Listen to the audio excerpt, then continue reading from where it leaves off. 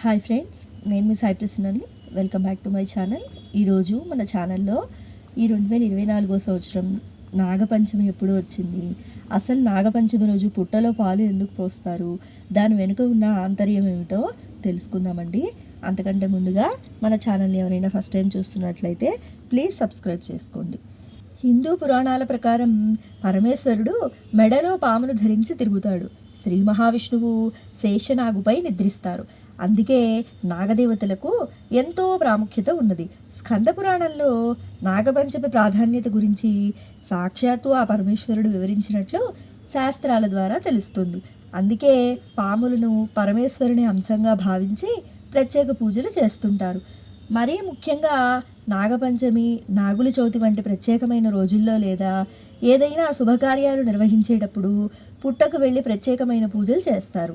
ఈ 2024 సంవత్సరం నాగుల పంచమి మనకి ఆగస్టు 9వ తారీఖు శుక్రవారం నాడు నాగపంచమి పండుగను జరుపుకోనున్నాము. అయితే కేవలం పండుగ సమయంలోనే పుట్ట దగ్గరికి వెళ్ళి పాములకు పాలను ఎందుకు పోస్తారు, ప్రత్యేకమైన నైవేద్యాలను సమర్పించడాన్ని ఎందుకని ఆచారంగా భావిస్తున్నారనే విషయాలు ఇప్పటికీ ఈ జనరేషన్కి చాలామందికి తెలియదు. ఈ సందర్భంగా నాగపంచమి రోజున పుట్ట దగ్గరికి వెళ్ళి పాములకు ఎందుకని పాలు పోస్తారు, ఎలాంటి నైవేద్యాలు సమర్పిస్తారనేది ఇప్పుడు తెలుసుకుందాము. తెలుగు పంచాంగం ప్రకారం ప్రతి ఏడాది శ్రావణ మాసం శుక్లపక్షంలో శుద్ధ పంచమి రోజున నాగపంచమి పండుగను జరుపుకుంటారు. పురాణాల ప్రకారం నాగదేవుని సేవకు పులకరించిపోయిన శ్రీ మహావిష్ణువు ఏదైనా వరం కోరుకోమంటే అప్పుడే నాగదేవుడు తాము పుట్టినరోజు శ్రావణ శుద్ధ పంచమి రోజున భూమి మీద మనుషులంతా నాగదేవతలకు పూజలు చేయాలని కోరుకున్నాడు. దీనికి శ్రీహరి అంగీకరించడం వల్ల అప్పటి నుండి ఇప్పటి వరకు ప్రతి ఏటా శ్రావణ మాసంలో శుక్ల పంచమి రోజున నాగపంచమి వేడుకలను ఘనంగా జరుపుకుంటున్నారు. మనకు పాములు అనేవి ఎక్కువగా వ్యవసాయ భూముల్లో కనిపిస్తూ ఉంటాయి. అవి వాటంతటవే పుట్టలను ఏర్పరచుకొని జీవిస్తూ ఉంటాయి. అదే సమయంలో వ్యవసాయ భూముల్లో పంటలను నాశనం చేసే పురుగులను, కీటకాల నుండి పొలాలకు రక్షణ కల్పిస్తాయి. అయితే పాములను మనం ఎందుకు చూసినప్పుడు వాటికి ఏదైనా అపాయం చేస్తామనే భయంతో అవి మనపై దాడి చేసేందుకు ప్రయత్నిస్తాయి. అదేవిధంగా మనం కూడా పాములను చూడగానే ఎక్కడ కాటేస్తుందనే భయంతో వాటిని చంపేందుకు ప్రయత్నిస్తూ ఉంటాము.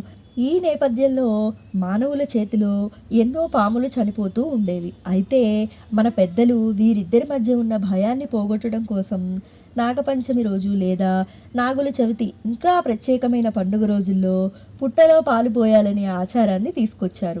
ఇలా పుట్టలో పాములకు పాలు పోసి నాగదేవతలను దర్శించుకోవడం వల్ల సర్పదోషాలన్నీ తొలగిపోతాయని చాలామంది నమ్ముతారు.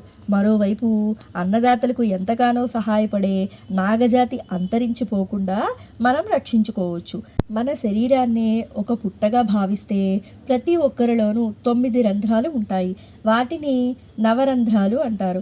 ప్రతి ఒక్కరి శరీరంలో నాడులతో నిండి ఉన్న వెన్నెముకను వెన్నుబాము అని పిలుస్తారు.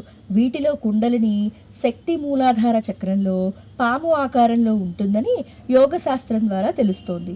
ఇది మన శరీరంలోని కామ, క్రోధ, లోభ, మద, మోహ, మాత్సర్యాలనే విషయాల్ని కక్కుతూ మనిషిలోని సత్యగుణాన్ని, సంపత్తిని హరించి వేస్తూ ఉంటుందని, అందుకే నాగపంచమితో పాటు ప్రత్యేకమైన పర్వదినాల్లో పాములు ప్రత్యక్షంగా జీవించే పుట్టలో పాలు పోస్తే తమ కోరికలన్నీ నెరవేరుతాయని చాలామంది నమ్ముతుంటారు. హిందూ పురాణాల ప్రకారం నాగపంచమి రోజున పాములకు ప్రత్యేక పూజలు చేసి పాలు పోసి నైవేద్యం సమర్పించడం వల్ల సకల దోషాలు తొలగిపోతాయని చాలామంది నమ్ముతారు. అలాగే కుజదోషం, కాలసర్పం దోషాలకు అధిపతి సుబ్రహ్మణ్యేశ్వర స్వామి. అందుకే నాగదేవతలు ఉండే పుట్టలో పాలు పోసి నైవేద్యంగా ఇవ్వటం వల్ల వైవాహిక సమస్యలు తొలగిపోతాయని, గర్భదోషాలన్నీ మాయమవుతాయని చాలామంది నమ్ముతారు. ఈ పాములు ధరణిలోని అంతర్భాగంలో జీవిస్తూ భూసారాన్ని కాపాడతాయని, అందుకే వీటిని దేవతలుగా నమ్ముతారు. మీరు నివాసం ఉండే ప్రదేశంలో పాముల పుట్ట లేకపోతే మీ ఇంట్లోనే బియ్యం పిండితో నాగమూర్తులను తయారు చేసి వాటికి కూడా శాస్త్రం పరంగా నైవేద్యాలను సమర్పించవచ్చు. ఇలా చేయటం వల్ల మీ కోరికలన్నీ నెరవేరటంతో పాటు మీరు ఆరోగ్యవంతులుగా ఉంటారు. సో విన్నారు కదండి, ఈ 2024 సంవత్సరం నాగపంచమి ఎప్పుడు వచ్చింది, అసలు నాగపంచమి రోజు పుట్టలో పాలు ఎందుకు పోస్తారు, దాని వెనుక ఉన్న ఆంతర్యం ఏమిటి, పుట్టలో పాలు పోయడం వల్ల కాలసర్ప కుజదోషాలు తొలగిపోతాయండి. మీరు కూడా చక్కగా నాగపంచమి రోజు పుట్టలో పాలు పోసుకొని నాగేంద్రుని ఆశీస్సులు పొందాలని మనస్ఫూర్తిగా కోరుకుంటున్నానండి. ఆయన కృపాకటాక్షలు మనందరిపై ఎల్లవేళలా ఉండాలని మనస్ఫూర్తిగా కోరుకుంటున్నాను. సర్వే జన సుఖినో భవంతు. సర్వే సృజన సుఖినో భవంతు. ధన్యవాదాలు.